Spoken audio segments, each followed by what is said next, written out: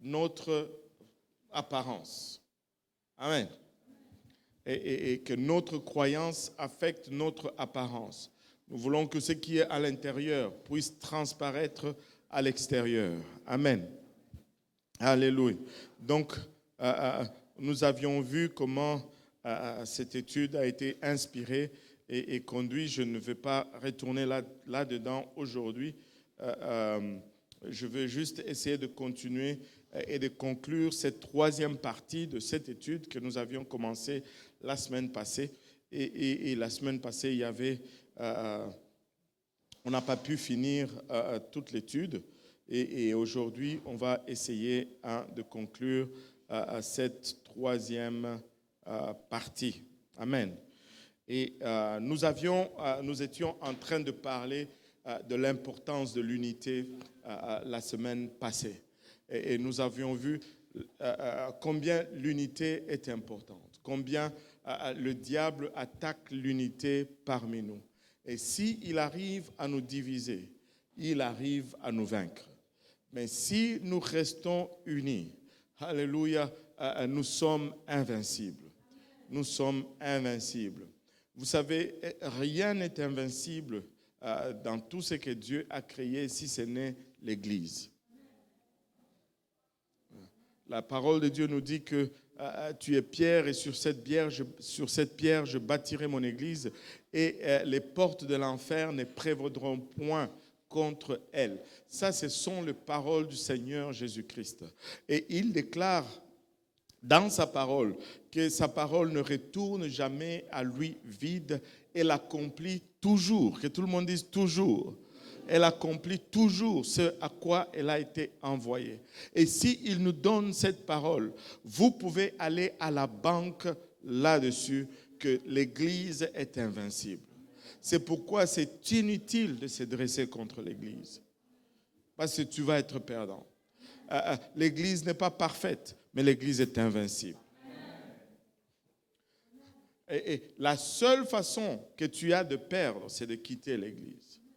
Et la seule façon que tu as de gagner, c'est de demeurer dans l'Église. Notre victoire est positionnelle. Dépendamment de ma position, je suis vainqueur ou vaincu. Je suis vainqueur ou je suis vaincu. La prière est puissante, mais la prière dans l'unité est encore plus puissante. Les jeûnes, c'est puissant, mais lorsque nous jeûnons en unité, c'est encore plus puissant. L'adoration, oh, c'est puissant. Tu peux adorer tout seul, tu vas sentir la présence de Dieu. Mais laissez-moi vous dire, lorsque tu as 1000 personnes qui sont en unisson et qui adorent, je te dis, le toit se lève. La terre tremble. L'unité est puissante. Ne sous-estimez jamais la puissance de l'unité. Un flocon de neige, c'est la chose la plus fragile. Mais lorsque ces flocons de neige viennent et se mettent en unité, elles arrêtent le trafic, elles arrêtent les voitures, elles font des dégâts énormes. Laissez-moi vous dire, l'unité est puissante.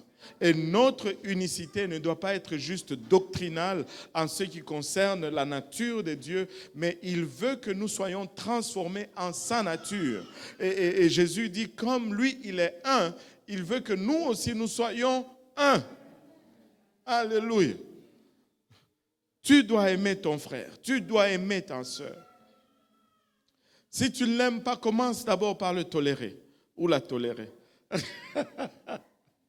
Alléluia. Dieu nous dit, aimez vos ennemis. On est fini là. On est fini. Il dit, aimez vos ennemis. Alors, qu'est-ce que tu vas dire au sujet de ton frère? C'est fini. Aimez vos ennemis. Waouh. Et vous ne pouvez pas aimer le Christ si vous n'aimez pas son corps. Alléluia. Vous ne pouvez pas aimer le Christ si vous n'aimez pas son corps. L'Église est le corps du Christ. Amen. L'unité est plus qu'une doctrine sur la divinité, mais l'unité, c'est vraiment une puissance. Regardez, on va entrer dans le 3e chapitre du livre d'Éphésiens. Le 1er verset nous dit, à cause de cela, alléluia, moi, Paul, le prisonnier de Christ pour vous, païens. Paul était d'origine juive. C'était un juif, mais il est devenu lui-même, il dit, prisonnier pour les païens. Et plusieurs théologues ou théologiens, je ne sais jamais c'est lequel qui est lequel. Est-ce qu'on dit théologue ou théologien? Est-ce que les deux sont différents? Je ne sais pas. Les affaires d'université, c'est trop compliqué pour moi. Et plusieurs théologues ou théologiens disent ceci. Vous savez, quand Judas a plutôt trahi et qu'il s'est suicidé, les apôtres étaient réunis. Ils étaient 12 au départ, et c'était symbolique, c'était typique, parce que les 12 apôtres étaient l'image ou le reflet de 12 tribus dans l'Ancien Testament. Maintenant, dans le Nouveau Testament, on a les 12 apôtres. C'est pourquoi quand tu lis le livre d'Apocalypse, la Bible nous dit qu'il y a combien de vieillards autour du trône?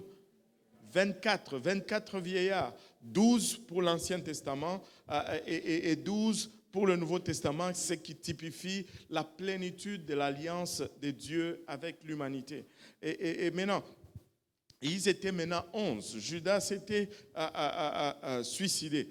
Et là, plusieurs théologiens vont nous dire que les apôtres s'étaient un peu précipités. Ils se sont dit, avant que le Saint-Esprit... Vous savez, Jésus a dit, allez à Jérusalem, mais attendez jusqu'à ce que vous recevez la puissance d'en haut. On ne peut pas faire le travail de Dieu sans le Saint-Esprit. Je m'écarte un peu, mais je vais revenir. Avant que le Saint-Esprit ne tombe sur eux, ils ont tiré au sort pour remplacer Judas et ils ont tiré Matthias. Vous savez, c'est la seule place où on parle de Matthias. Après, plus rien. Mais de l'autre côté, presque tous les théologiens vont te dire que Paul, c'était celui-là que le Seigneur préparait pour remplacer Matthias. Maintenant, si c'était vous et moi qui étions Paul, on allait dire, ah non, Matthias doit quitter, c'est moi qui dois rentrer dans le comité. Paul ne s'est pas dérangé pour les titres. Il a fait tout simplement le travail. Tu sais que tu peux faire l'œuvre sans le titre. Il ne s'est pas battu avec les autres 11 et que cette place revenait à moi. Non, fais seulement le travail. Paul a été choisi et Paul a été vraiment l'apôtre pour le païen. Et quand tu regardes le livre des Actes, les premiers chapitres, tu vois que l'attention est mise sur Pierre. Mais après, la deuxième partie, l'accent est mis sur Paul. Et ça nous montre vraiment cette transition entre les Juifs et les païens. Le Seigneur est en train de dire, je suis en train de faire entrer un nouveau peuple dans mon alliance. Et nous sommes le fils de l'alliance. Nous sommes dedans. Regarde ton voisin, dis-lui, nous sommes dedans. Alléluia. Alléluia. Nous sommes dans l'alliance. Nous sommes dedans. Maintenant, Paul était un juif, mais il est devenu prisonnier pour les païens. Alléluia. Tu sais, Paul n'était pas... Dieu a l'art d'aller chercher le radical. Avez-vous remarqué vraiment que ceux qui sont les plus radicaux deviennent très souvent les chrétiens les plus farouches? Moi, je ne vais pas citer de nom. Je ne vais pas citer de nom. Mais ceux qui m'ont combattu le plus contre la sanctification, ce sont ceux-là qui harcèlent maintenant tous les nouveaux avec la sanctification. Je dois même leur dire, mais attends, toi, ça m'a pris 2 ans de tribulation avec toi. Maintenant, tu veux que l'autre qui vient d'entrer, ça fait 2 semaines, tu veux déjà qu'il soit au même niveau que toi. Laisse. Les plus radicaux deviennent ceux qui sont les plus entêtés aussi dans l'œuvre. Paul était non seulement un juif, mais un pharisien. Mais non seulement un pharisien, mais le pharisien de la meilleure école. Il a étudié au pied de Gamaliel. Et Gamaliel, c'était genre le Harvard du judaïsme de l'époque. Et il a étudié au pied de Gamaliel. Et il connaissait sa loi. Il était tellement intense que quand il voyait le chrétien, il se disait, ce sont des hérétiques. Non seulement, tu vois, il y a des gens qui sont intenses, ils vont dire, tu es hérétique, Miteles. Mais lui, il était tellement intense qu'il les persécutait et les mettait à mort parce qu'ils étaient hérétiques. Waouh!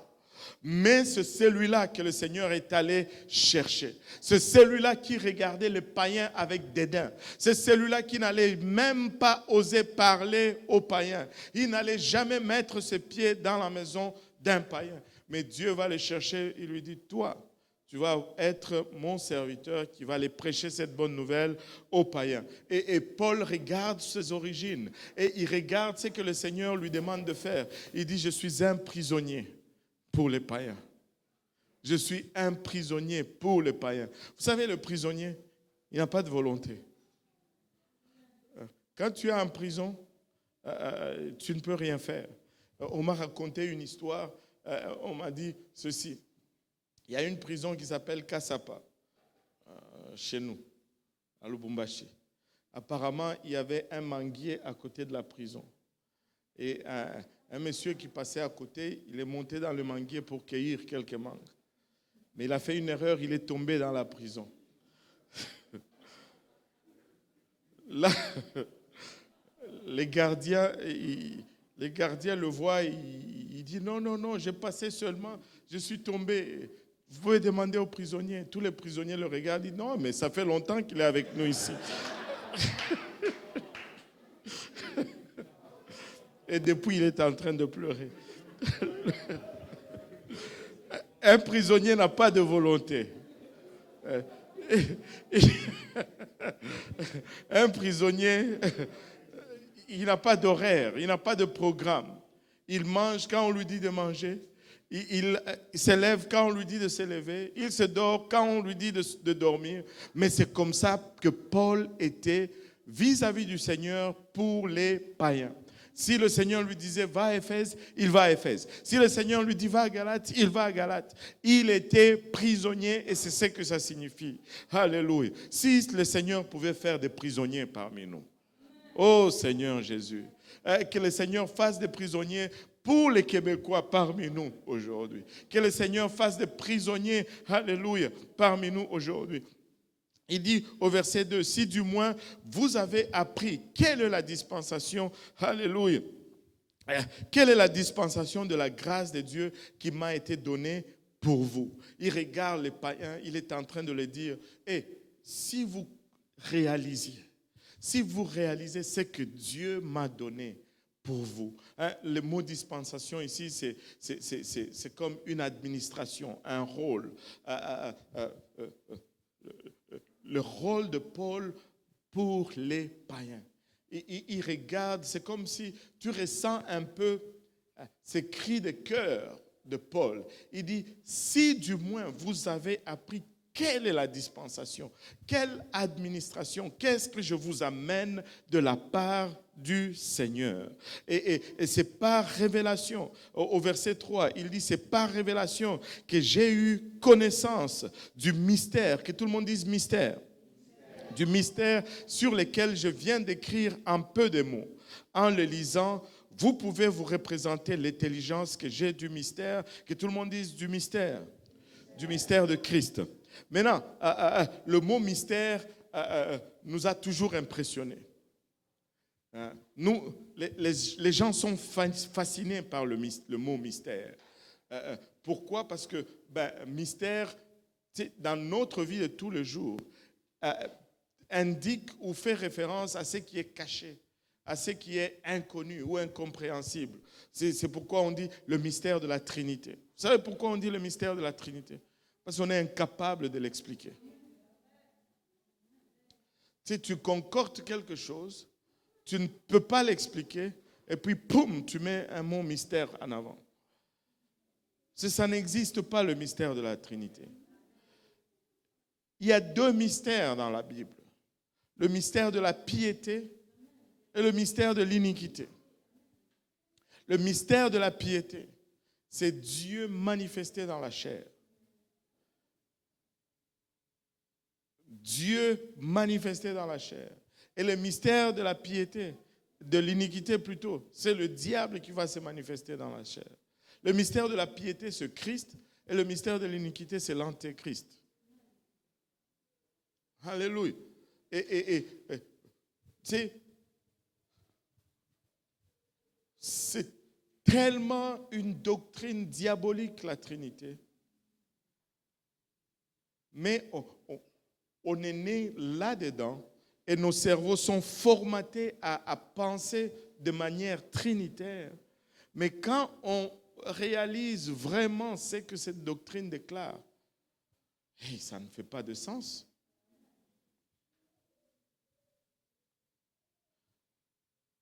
La Trinité, ce n'est pas un Dieu. La Trinité, c'est 3 dieux. Tu peux le mettre comme tu veux, c'est 3 dieux. Parce qu'il dit qu'il y a 3 personnes distinctes, coexistants, copuissants. C'est-à-dire, ils existent en même temps. S'ils existent en même temps et que tu me dis que c'est 1, non, c'est 3. Tu ne peux pas me dire que c'est 1. Si c'est 1, enlève le tri, mais U. On va dire unicité au lieu de trinité. 1. Alléluia. Anyway, je me perds un peu là-dedans, mais je veux revenir à ceci. Le mot mystère, dans la parole de Dieu, très souvent, se rapporte à quelque chose de révélé. C'est révélé. Ce n'est plus caché. Il dit, c'est par révélation. Et tout le monde dit, c'est par révélation que j'ai eu connaissance du mystère. C'est révélé. Ce n'est pas caché. J'ai regardé un peu le mot mystère dans la Bible. Il apparaît plusieurs fois dans le Nouveau Testament. Regardez Romains 11, 25. Car je ne veux pas, frères, que vous ignorez ce mystère. Un mystère n'est pas fait pour être ignoré. Ça, c'est révélé. Afin que vous ne vous regardiez point comme sages. C'est qu'une partie d'Israël est tombée dans l'endurcissement jusqu'à ce que la totalité des païens soit rentrée. Laissez-moi vous dire, Dieu vous aime tellement qu'il a mis stop à son peuple choisi. Et il vous dit, entrez, entrez, entrez, entrez, entrez, entrez. C'est votre moment. C'est le temps de l'Église. C'est notre temps. Alléluia. Regardez Romains 16, 25, il nous dit, à celui qui peut vous affirmer selon mon évangile et la prédication de Jésus-Christ, conformément à la révélation, que tout le monde dise révélation, à la révélation du mystère caché pendant des siècles. Le mystère est révélé.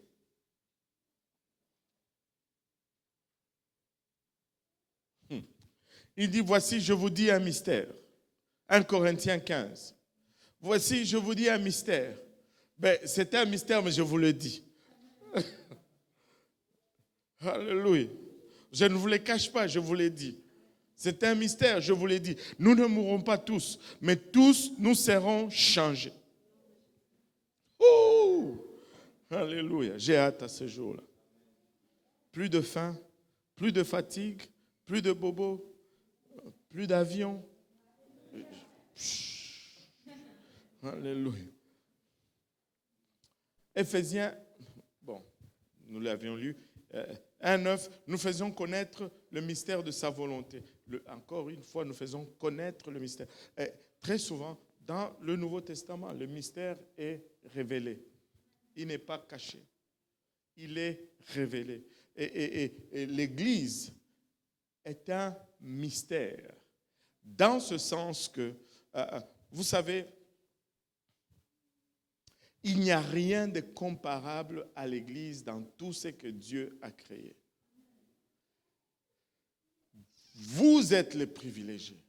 Nous devons réaliser le privilège. Quand Paul s'exclame au 2e verset, il dit, si du moins vous avez appris quelle est la dispensation de la grâce de Dieu. Il est débordé de réaliser la grandeur de ce que Dieu nous offre aujourd'hui. Vous savez, c'est Paul qui le dit dans le livre de Corinthiens que si le diable savait, il n'allait pas crucifier le Seigneur de gloire. Tu sais, l'Église a été un temps cachée. Et l'Église commence avec le jour de la Pentecôte, c'est-à-dire après la mort de Jésus-Christ et sa résurrection, et va aller jusqu'à son enlèvement. Et les prophètes dans le temps ont prophétisé sur tout, sauf sur ce temps de l'Église. Ils ressentaient des choses, mais ils ne comprenaient pas comment ça allait se faire. Ils ont désiré voir ces choses, la Bible nous dit, mais Dieu leur a dit, ce n'est pas pour vous. Ils pouvaient sentir l'esprit qui animait le temps dans lequel nous sommes en train de vivre. Laissez-moi vous dire, nous sommes privilégiés. Nous avons le meilleur de ce que Dieu pouvait offrir. Alléluia. Ils pouvaient voir avant, ils pouvaient voir après, mais pendant tout ce temps, ils n'avaient rien. Ils n'avaient rien. Alléluia. Laissez-moi vous dire, le diable a été confus. Confus. Parce que lorsqu'il a crucifié le Seigneur de gloire, il ne pouvait plus faire marche arrière. Un prédicateur a dit ceci, le diable a commis 2 erreurs. Une erreur qui pouvait être évitée, mais l'autre était inévitable. Première erreur, c'était de crucifier le Seigneur de gloire. Et ça pouvait être évité. S'il ne l'avait pas crucifié, il allait pouvoir échapper à cette 2e erreur. Mais le 2e erreur du diable, c'est que Christ crucifié va ressusciter. Et quand il ressuscite, tout change. Tout change. Il leur dit, allez à Jérusalem et attendez, alléluia, jusqu'à ce que vous recevez la puissance d'en haut. Ils sont allés et il leur a dit dans le livre de Luc, je ne veux pas vous laisser orphelins, je viendrai. Maintenant, je suis avec vous, mais quand je vais revenir, je serai en vous. Waouh! Waouh! Puissant, puissant, puissant. Et ça, le diable n'avait aucune idée. Lorsque le jour de la Pentecôte, le Saint-Esprit est tombé, alléluia, le diable ne pouvait plus faire face à Christ dans un seul demeure ou dans une seule chair, mais quand il vient à moi, il trouve Christ. Quand il vient chez toi, il trouve Christ. Quand il va dans l'autre maison, il trouve Christ. Partout où il veut attaquer, alléluia, si cette demeure a ouvert les portes et l'a reçu, Christ y demeure.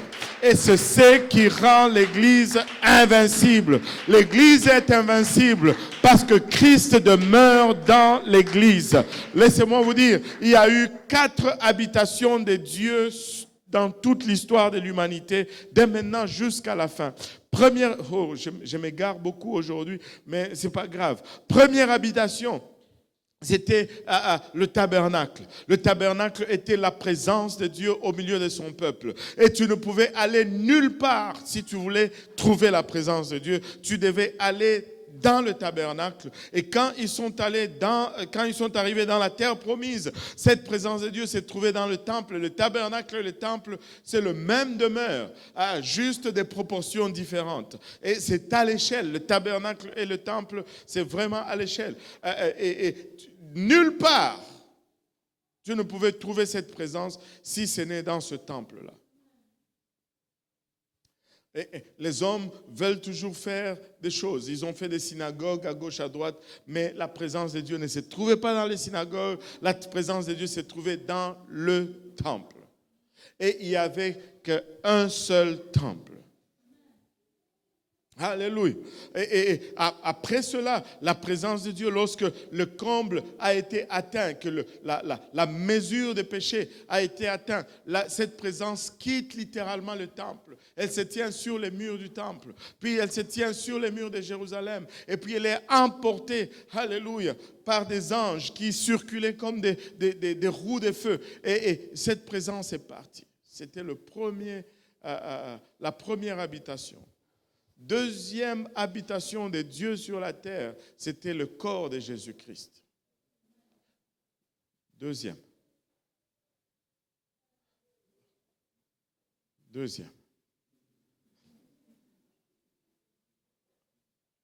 Le corps de Jésus était la deuxième habitation du temple. Depuis qu'il était parti, il est revenu, il a habité dans le corps de Jésus-Christ. C'est pourquoi Jésus dit, détruisez ce temple. Et alléluia, en 1 jour et en 3 jours, je le relève. Il pouvait dire, détruisez ce temple. Alléluia, et c'était un type du temple qui était le demeure de Dieu. Son corps était le demeure de Dieu. La plénitude de la divinité habitait en lui. Et tu ne trouvais la présence de Dieu nulle part si ce n'est dans le corps de Christ. Et regardez le parallèle. Tous les types du temple étaient reflétés dans le corps de Christ.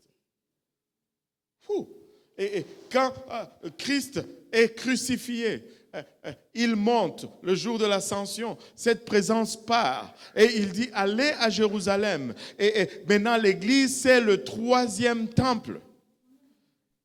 Quand le jour de la Pentecôte, l'Église est née, l'Esprit de Dieu est venu et a habité dans l'Église. Et aujourd'hui, tu ne trouves la présence de Dieu nulle part ailleurs si ce n'est dans l'Église. C'est pourquoi la Bible nous dit, ne savez-vous pas que vous êtes le temple du Saint-Esprit? Alléluia. Alléluia. Nous sommes le 3e temple. Nous sommes le 3e temple. Et l'avant-dernier temple. Alléluia. Et tout est parallèle. Et le 4e temple va être lorsque le tabernacle de Dieu, Apocalypse 21, va descendre du ciel. Et le tabernacle de Dieu sera avec les hommes pour toujours.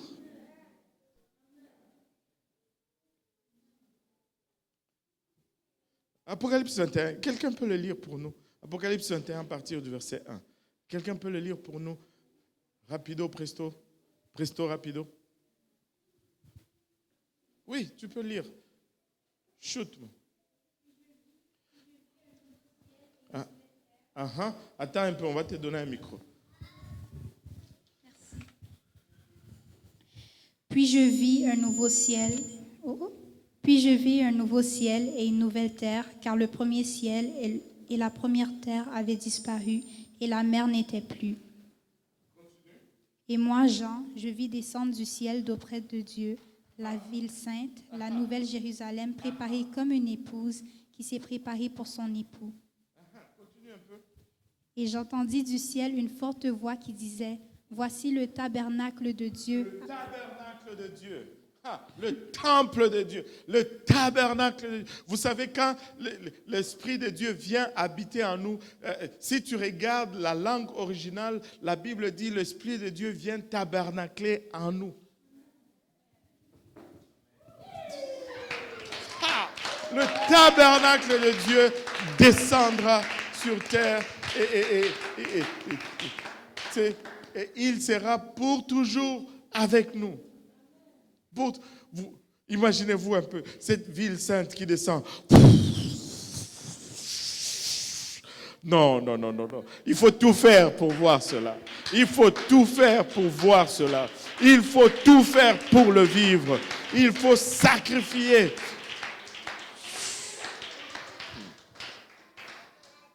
Hey, alléluia. C'était là, 4e demeure et dernière demeure. Le désir de Dieu, c'est toujours de vivre parmi nous.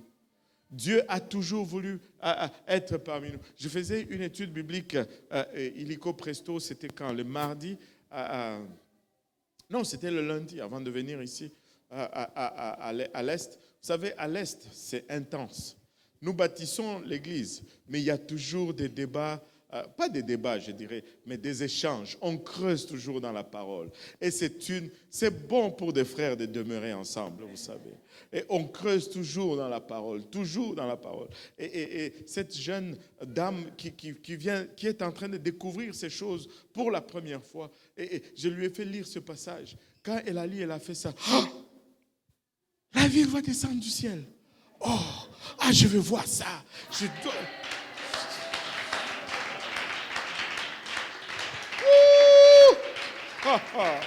Vous savez, c'est pourquoi c'est toujours bon. Vous les vieux chrétiens là, c'est toujours bon. C'est toujours bon de côtoyer les jeunes, les nouveau-nés, parce qu'ils te contaminent. Tu es là, ça fait tellement longtemps, tu as vieilli, tu as même oublié ce que ça signifie, une ville qui descend du ciel. Ça ne t'impressionne même plus. Aïe, aïe, aïe, aïe, aïe, aïe. Aide-nous, Seigneur. Je refuse de m'habituer à ça. Je veux être émerveillé à chaque fois que je lis. Je veux être émerveillé. Je veux goûter cela encore pour la première fois. Et encore pour la première fois. Et encore pour la première fois. Oh Seigneur. Alléluia. Écoutez, l'Église est particulière. L'Église, c'est Dieu qui habite en nous. C'est ce qui fait que l'Église est invincible. L'Église n'est pas invincible parce que nous avons des talents. L'Église n'est pas invincible parce que nous sommes organisés. L'Église est invincible parce que Dieu est dans l'Église. Et Dieu est invincible. Écoutez, il dit, mais comment est-ce que Dieu peut être dans l'église? Il y a tellement de problèmes. Là, au milieu de l'église, avec plein de problèmes, là, il se trouve. Révélation, révélation, révélation. Allez lire le livre d'Apocalypse. On ne va pas le lire aujourd'hui. Allez lire le livre d'Apocalypse. Le premier chapitre, à partir, je pense, du chapitre 2, il commence à parler aux églises. L'église de telle, vous avez tel problème. L'église de telle, vous avez tel problème. Il cite toutes les églises et chaque église a des problèmes. Pas une église non problématique. Mais dans le premier chapitre, il dit qu'il y a 7 chandeliers. Et il dit que les 7 chandeliers sont les 7 églises qu'il a citées avec plein de problèmes. Mais là, au milieu des chandeliers, là, il est, alléluia, au milieu de son église. Laissez-moi vous dire, il n'y a rien de mieux que l'église. Il n'y a rien de comparable à l'église. L'église est invincible. Peu importe ce que le monde fait, l'église triomphera. Tu ne peux tuer l'église. Tu ne peux vaincre l'église. Peu importe ce qui se passe, il y aura toujours une église. Même durant l'âge noir, Dieu s'est toujours réservé une portion qu'il a toujours adorée en esprit et en vérité en tout le temps. Ils n'avaient peut-être pas pignon sur rue. Ils étaient peut-être dans des caves et dans des grottes, mais ils étaient vivants. Et c'est parce qu'ils étaient vivants que nous pouvons avoir cette parole aujourd'hui. Laissez-moi vous dire, le témoignage le plus puissant, c'est que nous prêchons ce message aujourd'hui. Ça témoigne, alléluia, de l'existence de l'Église à travers tout le temps, à travers tous les âges. Rien ne peut vaincre l'Église. Alléluia. Et là, Éphésiens nous dit, alléluia, c'est par révélation que j'ai eu connaissance du mystère sur lequel je viens d'écrire un peu de mots. En les lisant, vous pouvez vous représenter l'intelligence que j'ai du mystère de Christ. Alléluia. L'Église est le mystère de Christ. L'Église, alléluia, est ce qui était caché et ce qui est révélé maintenant. L'Église est cette arme puissante, invincible. Alléluia. Et l'esprit charnel ne peut comprendre ces choses. Tu sais, laissez-moi juste faire une déclaration. Je vais en prendre responsabilité.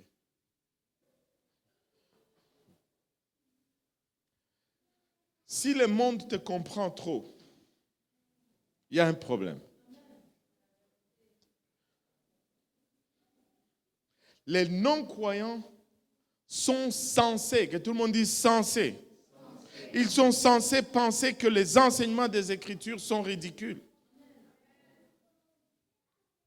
Ils sont supposés nous regarder et dire, mais vous êtes fous.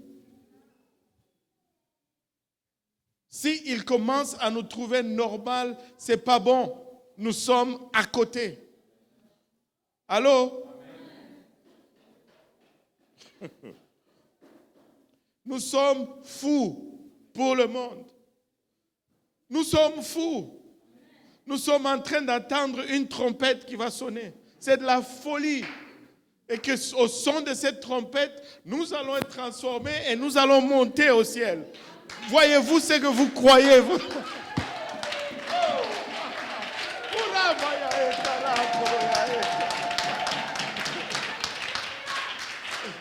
de la folie.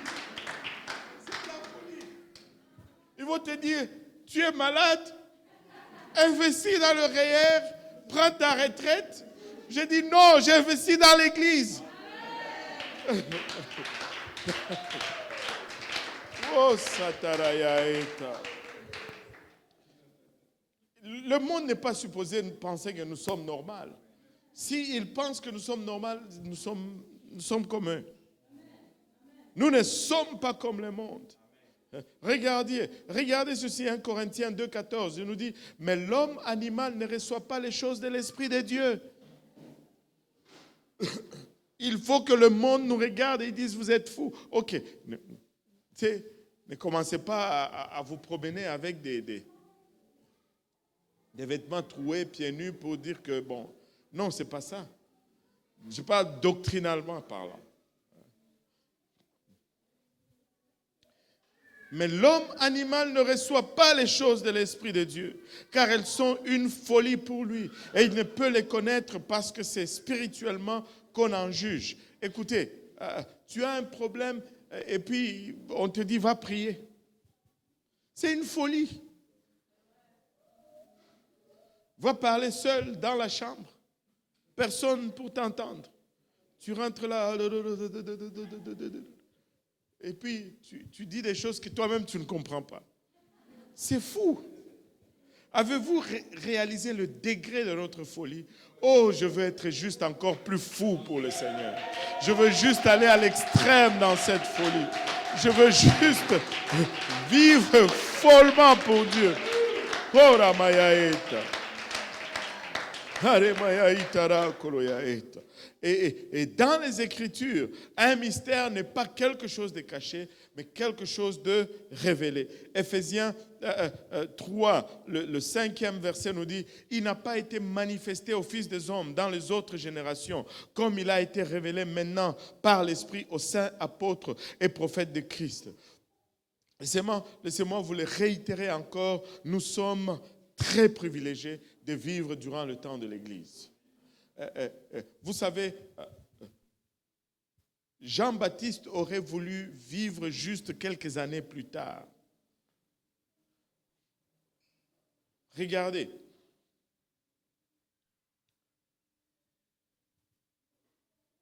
Jésus nous dit ceci. De tous ceux qui sont nés d'une femme, il n'y a pas plus grand que Jean-Baptiste. Il ajoute un mais. Mais le plus petit dans le royaume de Dieu est plus grand que Jean-Baptiste.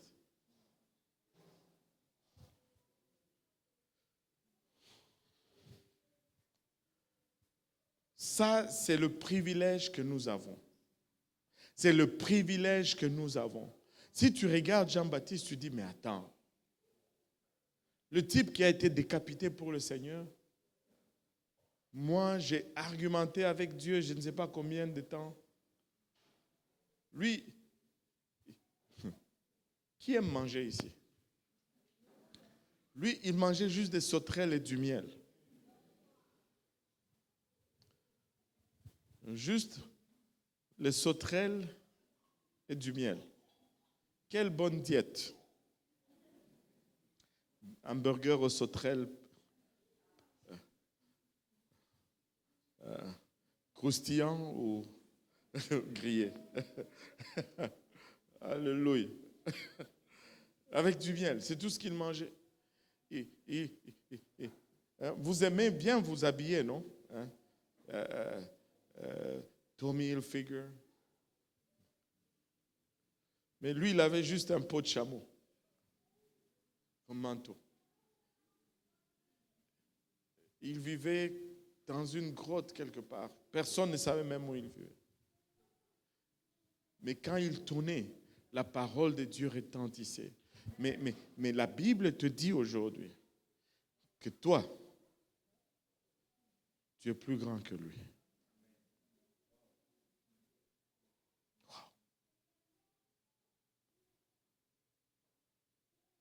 Tu sais, ce n'est pas pour que nous nous enflons d'orgueil, mais pour que nous nous humilions davantage, alors que nous réalisons la grâce que Dieu a placée sur nous. Nous pouvons avoir son esprit en nous. Peuple de Dieu, réalisons qui nous sommes et devenons ce que nous croyons vraiment. Nous sommes des filles et des fils du Très-Haut. Nous sommes hautement privilégiés. Et le verset 6 nous dit ce mystère, c'est que le païen, son co-héritier, forment un même corps et participent à la même promesse en Jésus-Christ par l'évangile. Oh, s'il y a des gens qui doivent aimer l'évangile, c'est bien nous les païens. Si n'eût été l'évangile, nous n'allions pas prendre part à ces promesses. Alléluia. Cet évangile qui est folie pour le monde, méprisé par le monde, mais c'est la puissance, alléluia, pour notre régénération. Regardez, n'eût été l'évangile, nous étions ceux du dehors. Mais par l'évangile, nous devenions le centre, au point où on appelle même le temps de l'Église, on l'appelle le temps des nations. Alléluia. À chaque fois que l'évangile est prêché, nous devons être excités. À chaque fois que l'évangile est prononcé, nous devons... c'est notre accès. Sans l'évangile, nous sommes dehors. Sans l'évangile, nous sommes nuls. Sans l'évangile, nous sommes encore en dehors du parvis. Le chrétien était de l'autre côté du mur de séparation. Oh, Sandaraï. Vous savez, est-ce qu'il y en a qui connaissent l'histoire de Ruth ici? Ruth, la Moabite, une païenne qui a suivi Naomi. Et peu importe ce que le Dieu de Naomi n'a pas fait pour Naomi, elle a dit quand même, ton Dieu sera mon Dieu. C'est dur, hein? Tu vois cette femme qui est venue dans le pays des Moabites avec son Dieu. Elle est venue avec son mari, ses enfants. Son mari meurt, ses enfants meurent. Mais quand même, Ruth dit, ton Dieu sera mon Dieu. Le Dieu qui t'a... Non. Mais elle dit, ton Dieu sera mon Dieu. Elle est retournée en Israël avec Naomi. Et là, elle est allée glaner dans le champ. Et la loi était que quand on récoltait, on devait laisser un peu aux branches pour que les pauvres qui viennent glaner, c'était... Qu'est-ce que signifiait glaner? Glaner, c'était quand le riche a sémé sa moisson et qu'il a récolté. Les pauvres pouvaient venir après les moissonneurs qui travaillaient pour le riche et prendre le peu qui restait dans les branches. Et les riches devaient moissonner dans les coins en rond, laisser le coin non moissonné pour les pauvres. Et Ruth était là dans le champ en train de glaner. Mais quand Boaz la voit, Boaz, alléluia, la regarde. Où est Boaz? Il est parti. Boaz la voit et la regarde et dit, c'est qui ça? Oh, c'est Ruth la Moabite. Jusque-là, il n'y avait que des Israélites dans le champ. Et comme il n'y avait que des Israélites dans le champ, il fallait respecter la loi. Mais aujourd'hui, il y a une païenne dans le champ.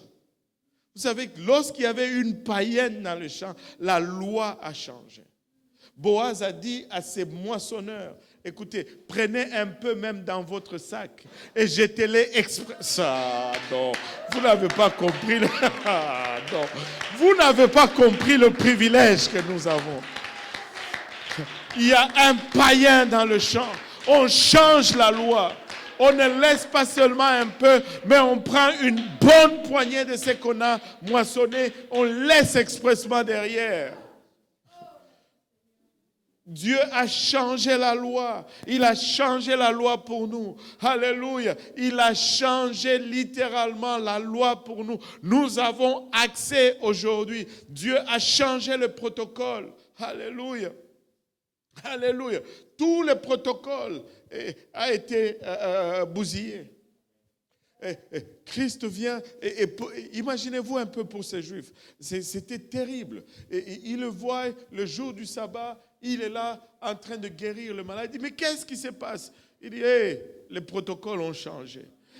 Il est dans le champ, il brise le maïs, il mange. Et il dit, vous mangez sans vous laver les mains. Écoutez, le protocole Covid a changé, ok? Anyway.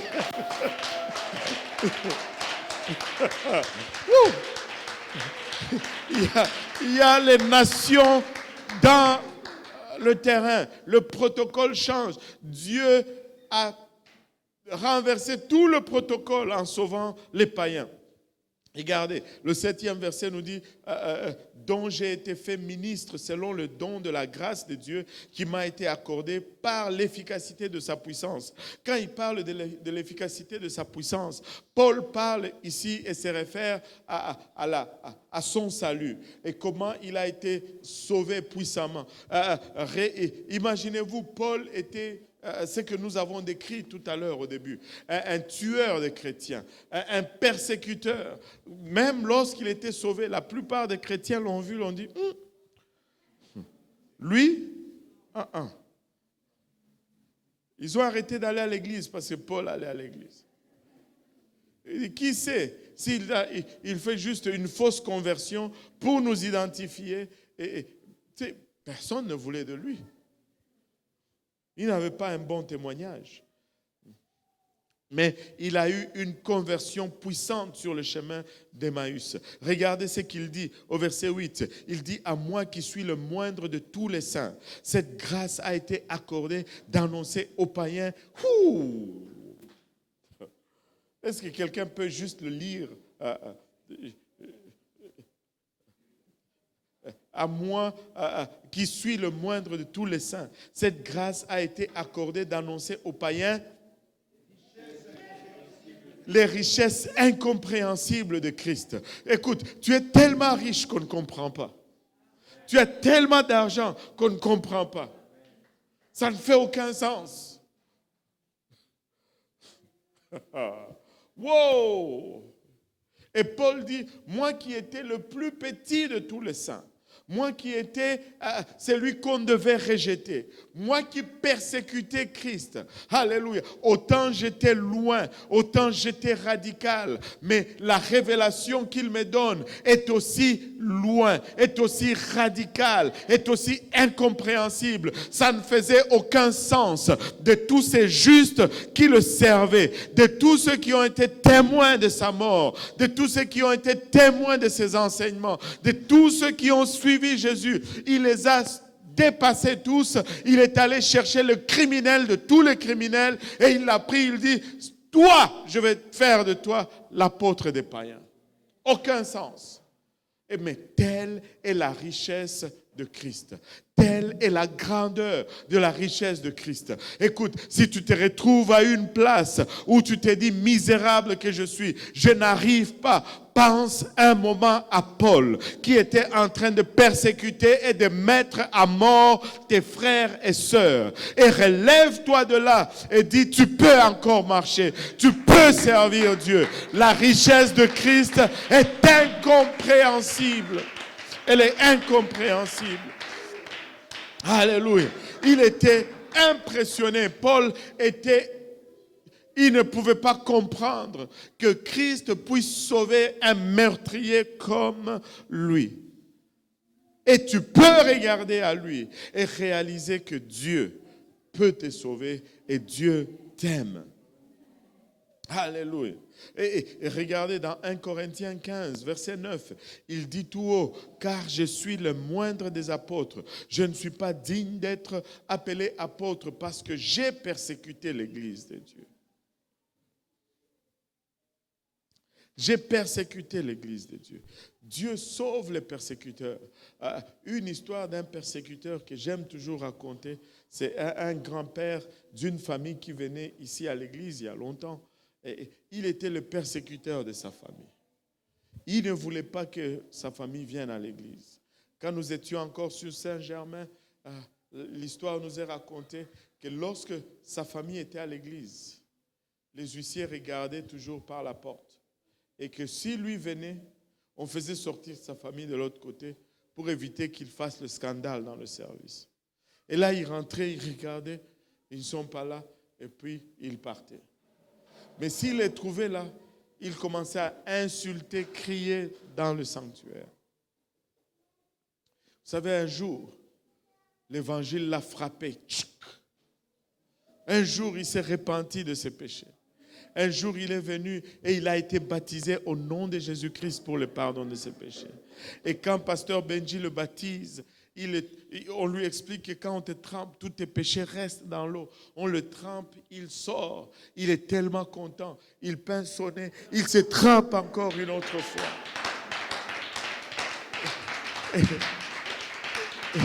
Et là, on le regarde.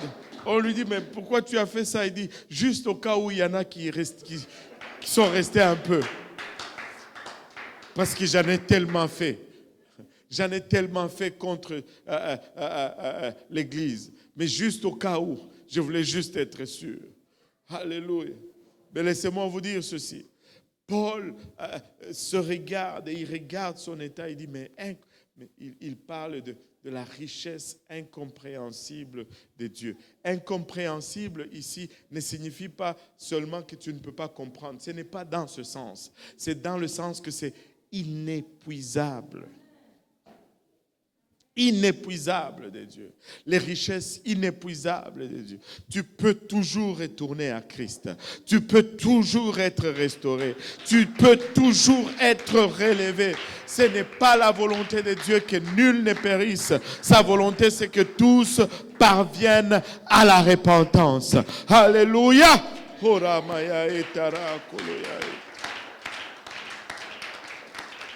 Alléluia. Regardez ce qu'il dit dans 1 Timothée 1,15. Il écrit à son protégé Timothée. Il dit, c'est une parole certaine, que tout le monde dise certaine, et entièrement digne d'être reçue, que Jésus-Christ est venu dans le monde pour sauver les pécheurs, dont je suis le premier. Il dit, wow, il y a eu des pécheurs, mais moi je les dépasse tous en péché. J'étais le premier de la classe, dans la classe de pécheurs. C'est ce qu'il dit. J'étais le premier.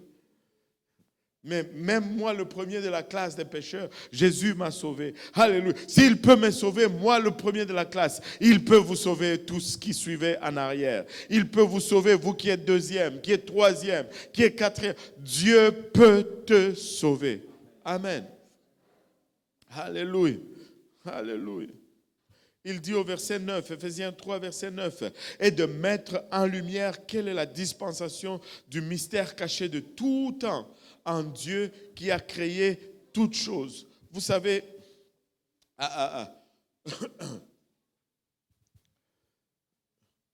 Dieu a créé toutes choses. C'est juste une déclaration de fait.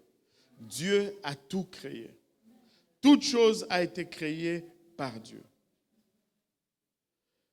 Même l'Église a été créée par Dieu.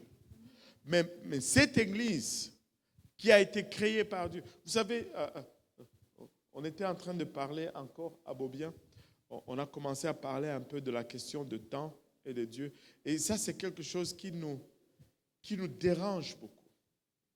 Parce que nous, tous ici, nous sommes des êtres linéaire. Parce que nous sommes tous assujettis au temps. Ceux qui ont fait le cours d'histoire, vous savez, vous rappelez-vous de la ligne du temps? Hein, on trace une ligne, la ligne du temps, hein, l'école. Alléluia. On trace la ligne du temps et sur cette ligne du temps, on met des événements selon le temps qu'ils sont arrivés.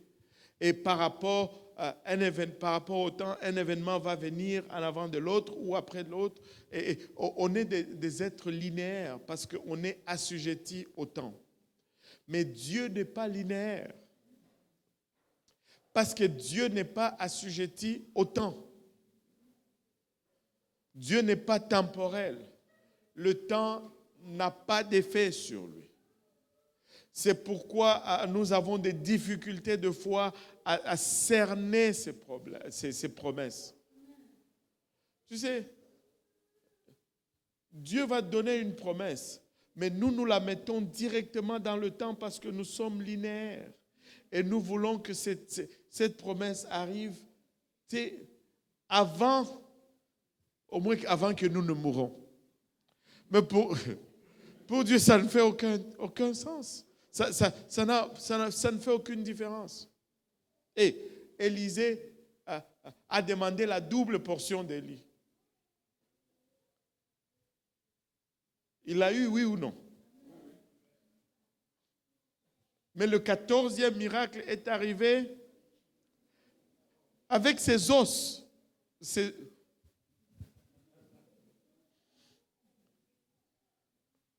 ne fait aucune différence pour Dieu. Et le type était déjà mort, décomposé. Et une gang allait enterrer un de leurs.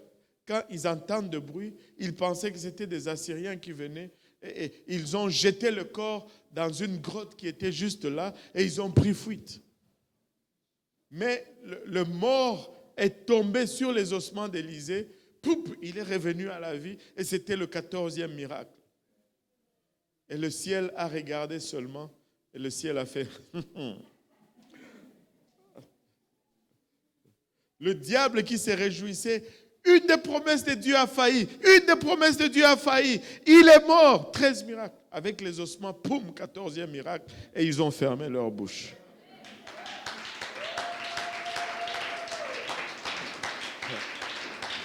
Imaginez-vous un peu maintenant, cette gang qui a jeté le mort en train de fuir et qui regardait en arrière le mort qu'ils ont jeté en train de venir derrière eux. Ah, notre Dieu, il est extraordinaire. Mais nous sommes linéaires et nous sommes liés par le temps. Oh là là là là, j'ai oublié le temps même, en tout cas. Nous sommes liés par le temps, mais Dieu n'est pas lié par le temps. Aujourd'hui, pour lui, c'est la même chose que demain. Et cette église qui était cachée, pour lui, c'était déjà réglé. C'était déjà fait. Wow.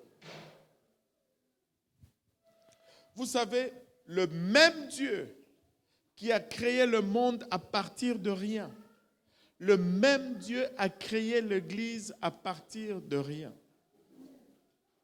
Alors, en d'autres termes, même si tu n'as rien dans les mains, du temps que tu as Dieu, tu ne devrais pas t'inquiéter.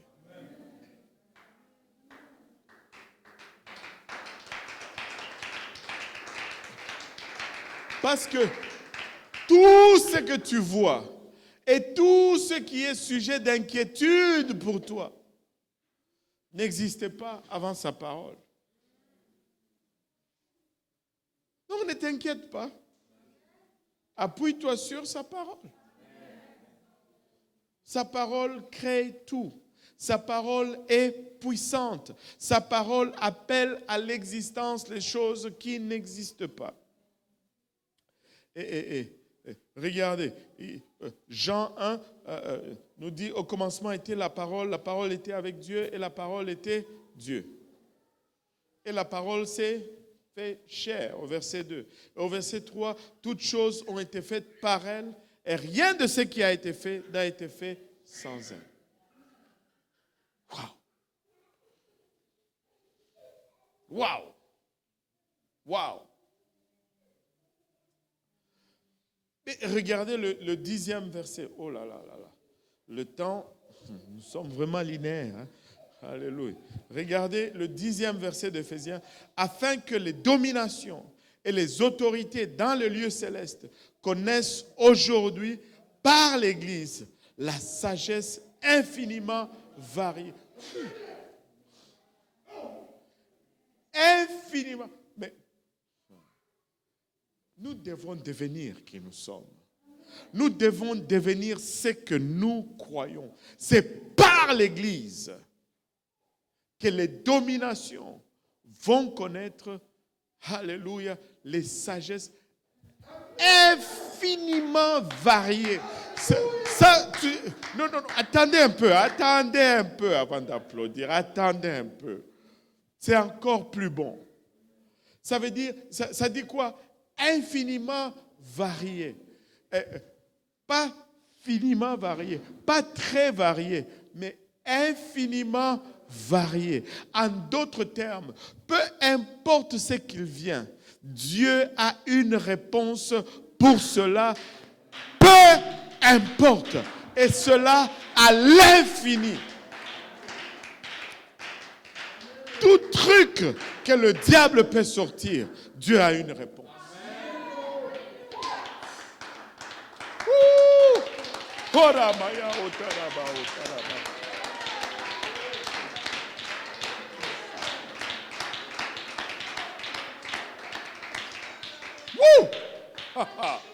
Tout ce qui a été fait, tout ce que le diable peut sortir comme truc, comme coup, Dieu a une réponse. Parce que sa richesse est infiniment variée. Sa sagesse est infiniment et à l'infini variée. Dieu a toujours une chose. Même lorsque tu penses que tu es coincé, tu es au bout, Dieu a quelque chose. Dieu a une réponse. Il a une réponse à ton dilemme. Il a une solution à ta situation. Il a une guérison à ta maladie. Il a une provision, alléluia, à ton manquement. Parce que la sagesse de Dieu est infiniment variée. Et Dieu le montre comment? Par l'Église. Waouh! Nous, oui, vous.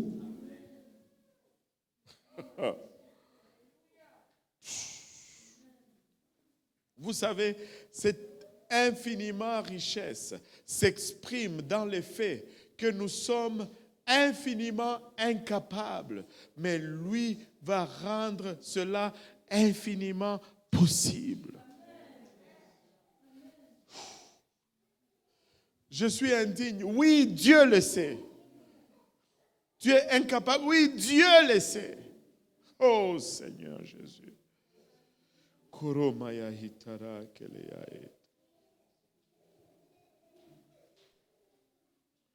Vous savez, ce qui était caché auparavant est maintenant révélé. Mais comment Dieu révèle cela? C'est par le moyen de son Église. Il dit afin que les dominations et les autorités dans les lieux célestes connaissent aujourd'hui.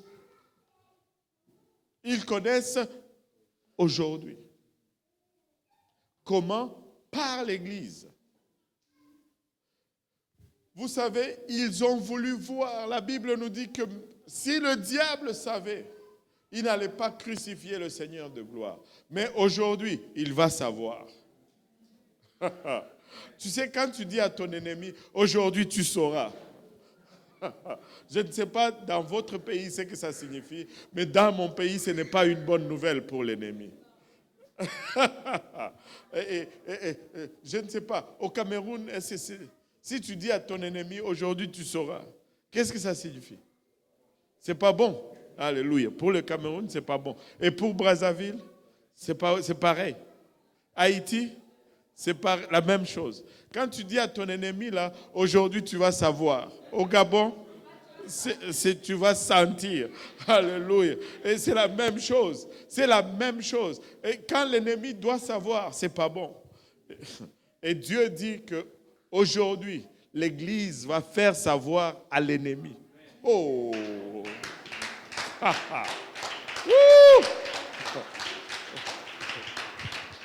Alléluia. Je ne sais pas, mais c'est tout simplement ce qui me vient à l'esprit. Si tu es l'église, montre un peu tes muscles. Tu dis, aujourd'hui, tu vas voir. Aujourd'hui, tu vas voir. Oh là-bas, alléluia. Dieu se révèle toujours. Amen.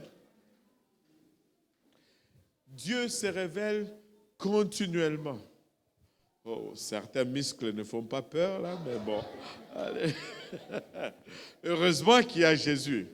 Parce que s'il y avait seulement nos muscles,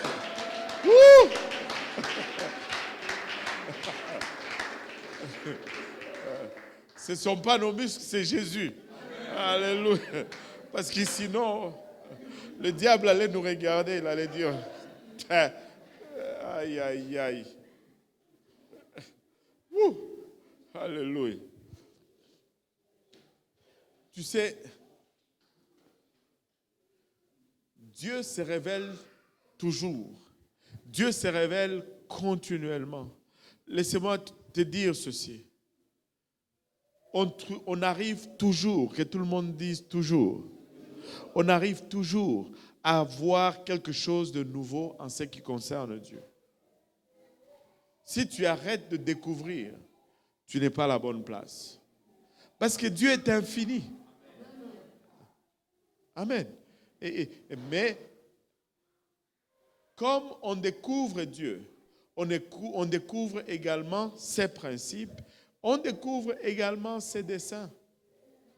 Vous savez, on a toujours dit ceci. Si Dieu m'avait tout montré au départ, probablement que je ne serais pas ici avec vous aujourd'hui. Mais Dieu nous montre toujours un peu à la fois. Parce que s'il te montrait tout, mais tu ne vas même pas croire. Anyway. Et la plupart d'entre nous, nous allons fuir parce que ça va nous effrayer. Alléluia. Gardez un peu ces enfants parce que le bruit est très fort et ça rentre dans, surtout pour ceux qui sont en ligne, ça sort fort. Alléluia. Merci. Maintenant, regardez ceci. Dieu va toujours nous révéler.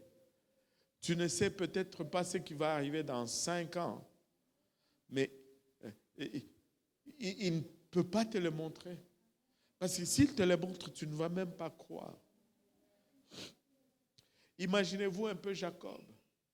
Si Dieu lui avait dit, Joseph là, il va être le numéro 2 en Égypte. Sûrement que son incrédulité allait être un handicap. Il dit, on le laisse tout simplement là. Mais on va faire. Mais petit à petit, on va lui montrer. On va lui montrer qu'il va être celui qui règne sur ses frères. Et ça va être juste assez seul. On va lui montrer que ses frères vont se prosterner devant lui. Et ça va être juste assez. Mais quand le temps viendra, on va lui montrer la plénitude de ce que nous avons comme plan. Dieu va révéler progressivement, étape par étape. Parce que de toutes les façons, si il nous montrait tout, nous allons fuir. Laissez-moi juste donner une parole prophétique. Il y a de ces gens qui sont assis ici et qui n'ont aucune idée de ce que Dieu va faire avec eux. Mais si vous faites confiance en Dieu, nous allons tous nous réjouir avec ce que Dieu va faire avec vous. Nous allons tous nous réjouir. Nous allons tous nous réjouir. Alléluia. Vous ne pouvez pas tout prendre d'un coup. C'est pourquoi Dieu révèle progressivement. Si Dieu vous montrait tout, votre tête va exploser. Vous n'allez pas y croire.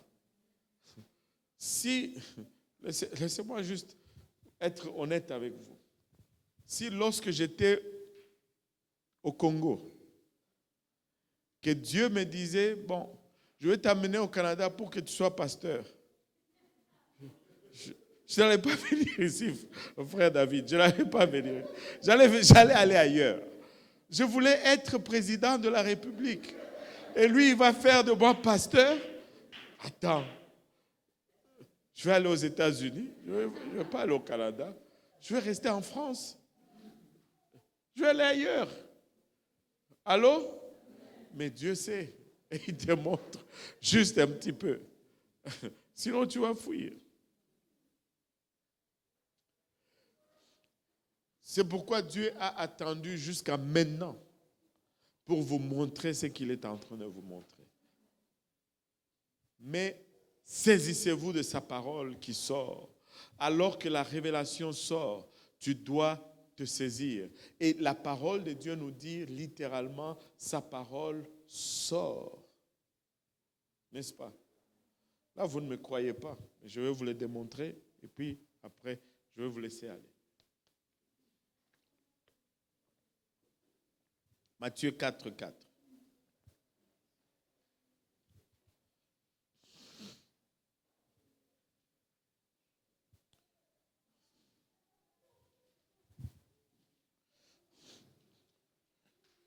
Quelqu'un, Matthieu 4, 4.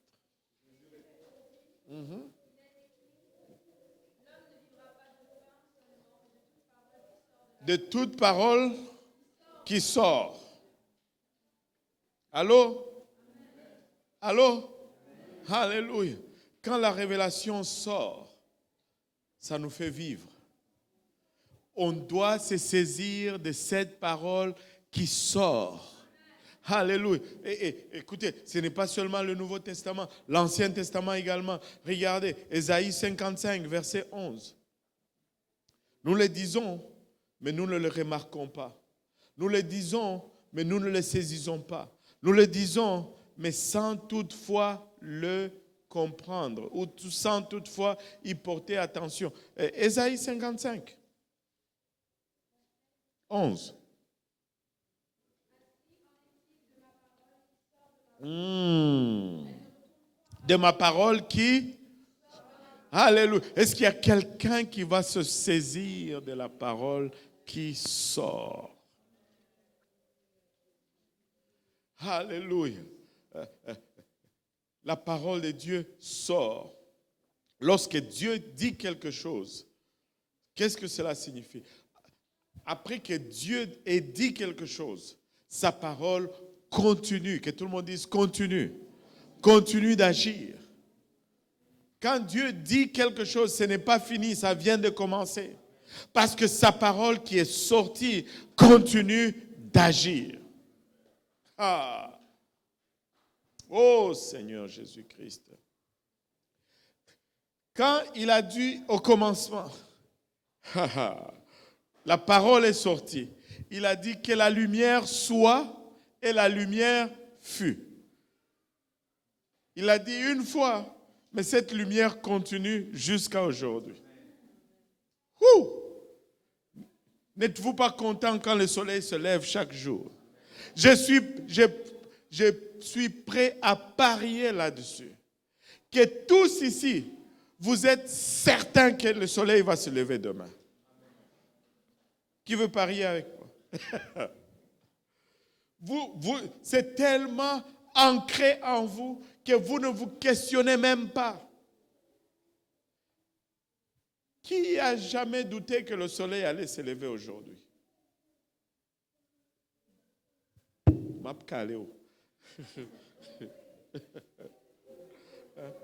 On a cru.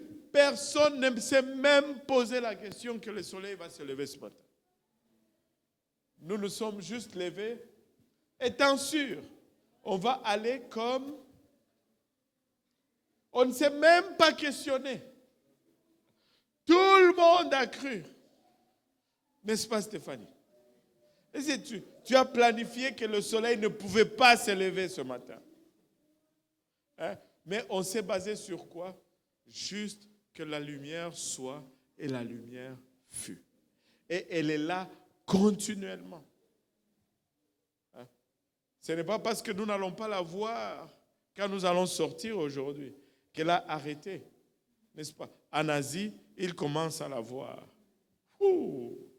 Alléluia. En tout le temps, elle est présente.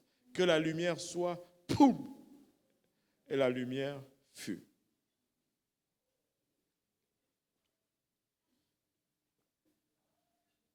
Vous savez, qu'est-ce que cela signifie maintenant pour vous et moi aujourd'hui? On va arrêter là pour aujourd'hui, mais on n'a même pas fini. Et laissez-moi vous dire ceci. Nous devons juste devenir ce que Dieu veut que nous soyons. Amen. Regardez ceci. Qu'est-ce que ceci signifie? Ceci signifie que avant même que vous ne soyez nés, Dieu avait déjà planifié des œuvres pour vous.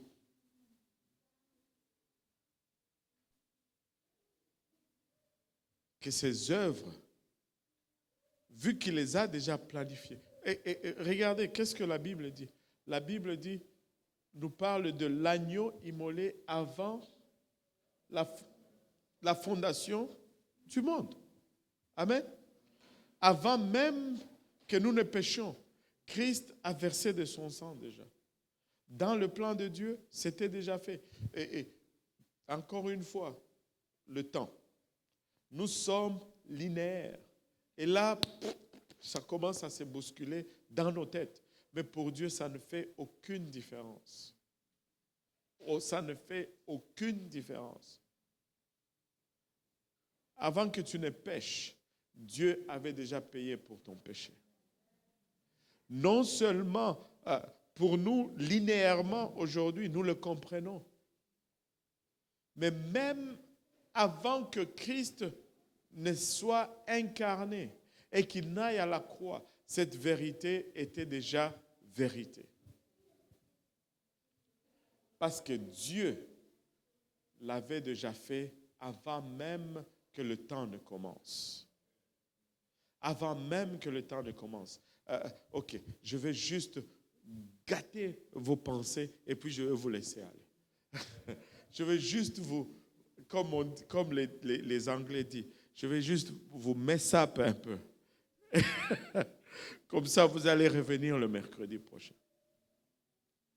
Vous savez, Dieu nous a créés à son image, oui ou non? Je suis à l'image de Dieu. N'est-ce pas, Dashley? Alléluia. Si je suis à l'image de Dieu, donc, je ressemble à Dieu. Mais est-ce que Dieu a un nez? Non. Est-ce que Dieu a des oreilles? Non. Mais alors, comment est-ce que je ressemble à Dieu? Dieu est esprit, n'est-ce pas? Et les gens disent, ah, notre ressemblance, c'est dans l'esprit. Est-ce que Dieu donne des vérités partielles? Non.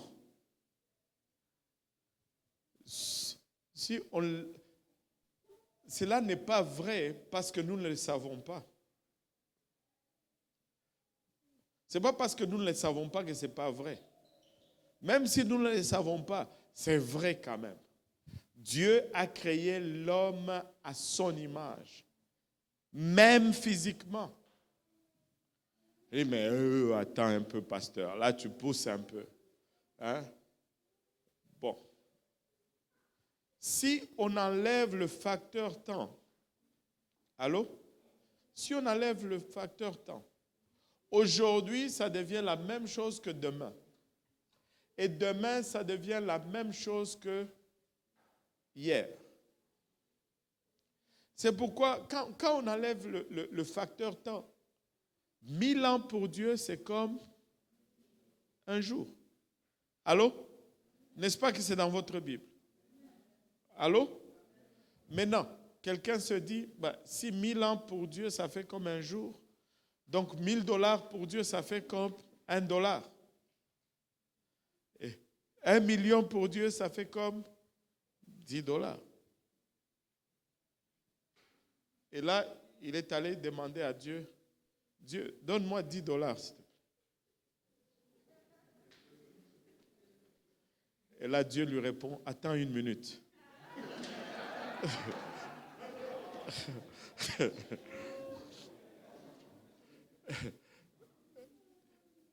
Et là, il attend. Et il attend. Alléluia. Mais Dieu, avant de créer l'homme, il savait que l'homme allait pécher. Et avant de le créer, Dieu crée déjà le plan de salut pour cet homme. Vous me suivez? L'agneau de Dieu immolé avant la fondation du monde. Donc, le plan du salut était créé avant que l'homme ne soit créé. Ce n'est pas fini. Ce n'est pas fini. Ce n'est pas fini. Maintenant, si Dieu a créé le plan du salut avant, nous pouvons nous dire que Dieu était là. Il dit, pour que le plan du salut soit accompli, il faut qu'il vienne sur terre. Allô? Et tout ça avant que l'homme ne soit créé. Et il dit, mais quand je vais aller sur terre pour sauver l'homme, à quoi est-ce que je vais ressembler? Comment est-ce que je vais marcher sur terre? Là, il se dit, je voudrais marcher comme ça. Je voudrais ressembler à ça. Là, il forme Jésus-Christ dans sa pensée. C'est pourquoi, en toute chose, Jésus-Christ est la première créature.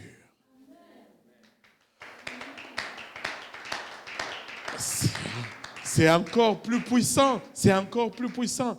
Mais lorsqu'il a le concept de Jésus, il se dit maintenant, je vais créer l'homme comme ça. C'est pourquoi l'homme est créé à l'image de Dieu. Parce que Jésus-Christ, c'est Dieu manifesté dans la chair. Je peux donc dire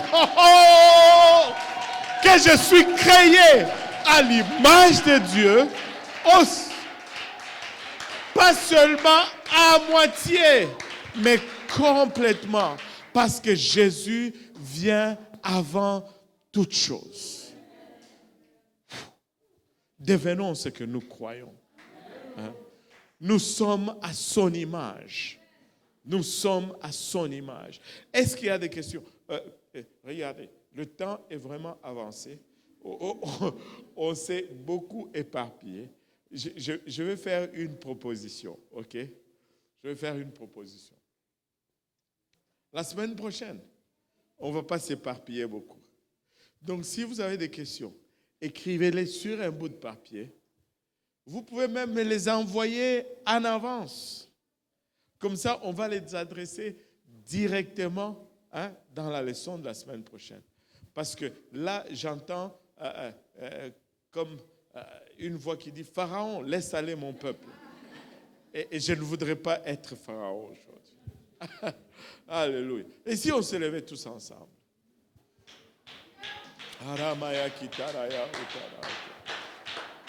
Utamana utaraba ulubu sataraba ulubu. Aramaya utaraba ulubu sata.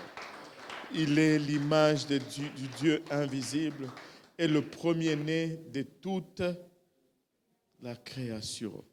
C'est Jésus. Alléluia. Le seul et l'unique vrai Dieu. Prions tous ensemble. Seigneur, nous te rendons grâce, Papa, pour ton amour, ta bonté et ta fidélité. Nous te remercions, Papa, pour, alléluia, l'infini, Papa, variété de ta sagesse, Seigneur Jésus. Nous te remercions, Papa, pour l'immensité et la grandeur de ton amour, de ce mystère caché qui est l'Église, Papa, et le privilège auquel nous avons accès. Nous te prions, Père, que tu nous aides, Papa, dans notre tentative, Papa, de marcher dans les voies que tu ouvres, Papa, devant nous. Fortifie chacun de nous, Papa. Nous voulons vraiment devenir ce que nous croyons. Nous voulons vraiment, Papa, devenir ce que tu as conçu que nous devenions, Seigneur. Parce que nous croyons, Papa, que tu as préparé des œuvres, Papa, en avance pour nous, afin que nous puissions les accomplir. Et ces œuvres demeurent, ces œuvres persistent, Seigneur. Mais aide-nous à marcher avec assurance, Papa, dans ces œuvres, Seigneur, afin que ta volonté soit parfaite avec nous. Et Papa, que cette parole que nous avons reçue aujourd'hui germe en nous, produise de fruits, Seigneur, et que ces fruits nous conduisent jusque dans la vie éternelle. Aide-nous à la préserver, Papa, que l'ennemi ne vienne pas la voler alors que nous allons quitter, Papa, les lieux. Seigneur, garde-nous tous ensemble. Alléluia. Garde-nous tous ensemble, nous te prions, jusqu'à ce que nous allons nous rencontrer prochainement. Et c'est avec action de grâce dans les cœurs que nous te prions ainsi, dans le nom de Jésus. Nous disons tous au nom de Jésus. Nous disons tous au nom de Jésus. Alléluia. Battons nos mains pour notre Dieu. Battons nos mains pour le seul et l'unique et le véritable. Battons nos mains pour le Seigneur Jésus. Il est digne de tout honneur, de tout louange, de toute gloire et de toute adoration. Alléluia. Il est incomparable. Il est unique en son genre et unique en sa nature. Il est le seul vrai Dieu. Haramaya kotaraya hetarabaya ota. Ikatabana otara keleya heta. Kuro katamanaya ita. Au nom de Jésus, au nom de Jésus, que le Seigneur vous bénisse et n'oubliez pas de nous aider à désinfecter les lieux sur lesquels nous sommes assis. Alléluia. Et je ne sais même pas où j'ai égaré mon masque, mais je l'avais mis là. Alléluia.